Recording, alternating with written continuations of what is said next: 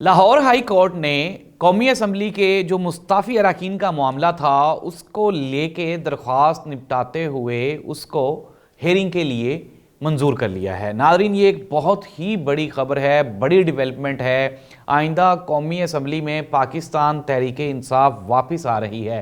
कब, कैसे और क्यों, ये बताएंगे हम आपको आज के प्रोग्राम में।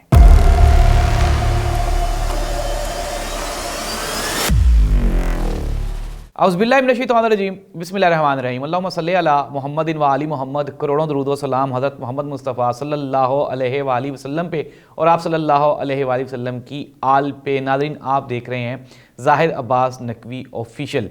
नाज़रीन, लाहौर हाई कोर्ट ने जो 45 अरकान, वो 45 अरकान जिनके इस्तीफ़े स्पीकर साहब ने, स्पीकर कौमी असम्बली ने, जिनका ताल्लुक PDM से है, उन्होंने 10 महीने अपने पास संभाल के रखे और फिर एकदम से पाकिस्तान में ऐसी क्या आफत आई कि उन्होंने वो आहिस्ता आहिस्ता करके वो इस्तीफ़े एक्सेप्ट करने शुरू कर दिए। पहले 11 किए, फिर 31 और फिर 45।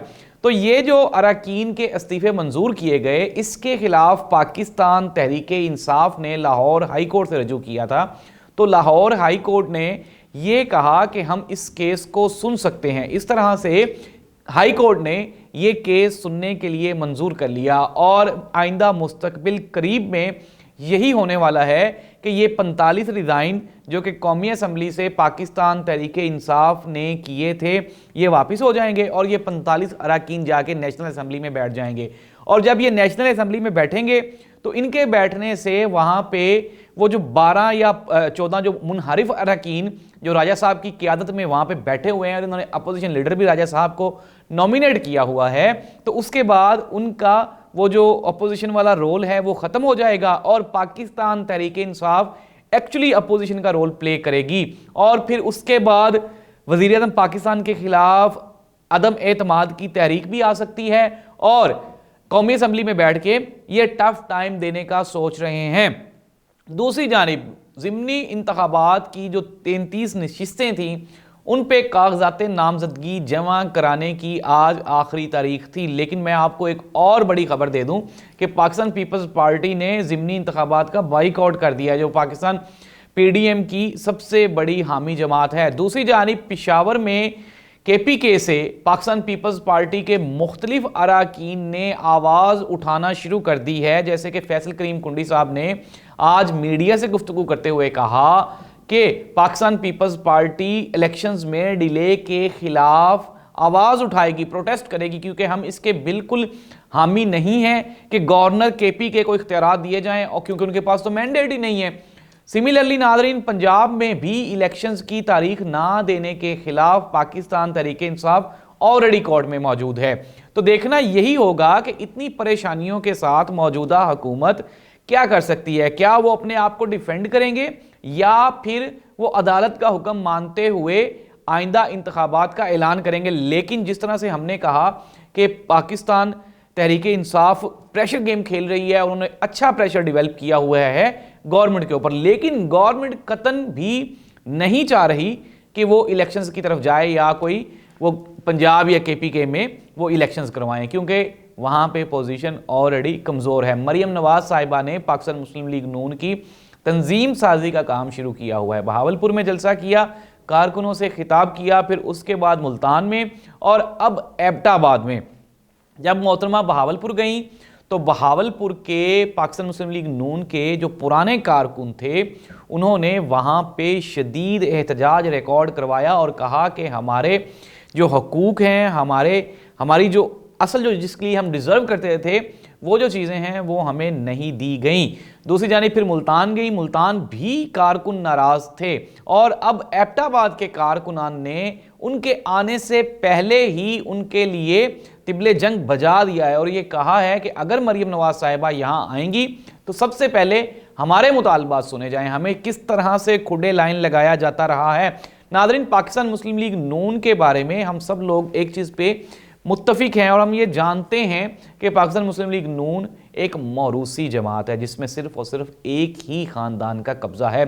अब तो वो एक ख़ानदान भी आपस में गुत्थम गुत्था है, लड़ाई कर रहा है। अब देखना ये होगा कि इतने मुश्किल हालात में शहबाज शरीफ साहब ने गुज़श्ता दिनों मरियम नवाज साहिबा को बुलाया और बुला कर जो नाराज़ अरकान हैं पार्टी के उनको मनाने का टास्क दिया। इट मीन्स दैट कि पार्टी के अंदर एक बहुत बड़ी दरार पड़ चुकी है। और ये दरार क्या है? एक तो आपसी मसाइल हैं ख़ानदान के, और कि जिस तरह से हमने देखा कि शाहिद खाकान अब्बासी साहब ने रिज़ाइन कर दिया जो कि एक मरकज़ी ओहदेदार हैं पार्टी के। सिमिलरली और भी कई मरकज़ी ओहदेदार नाराज़ हैं, इनसे परेशान हैं, और वो भी ये चाहते हैं कि पार्टी की तंजीमें न हो जिसमें उनको अहम जिम्मेदारियां सौंपी जाएं।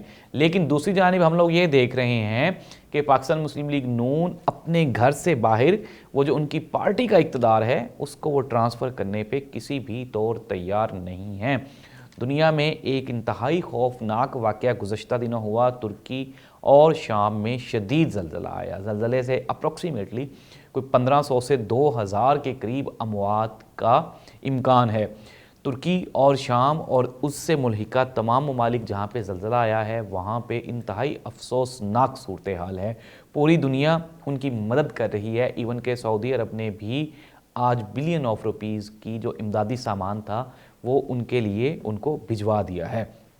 पाकिस्तान में भी ऐसी सूरत हाल में अपने मुसलमान भाइयों के साथ खड़ा है।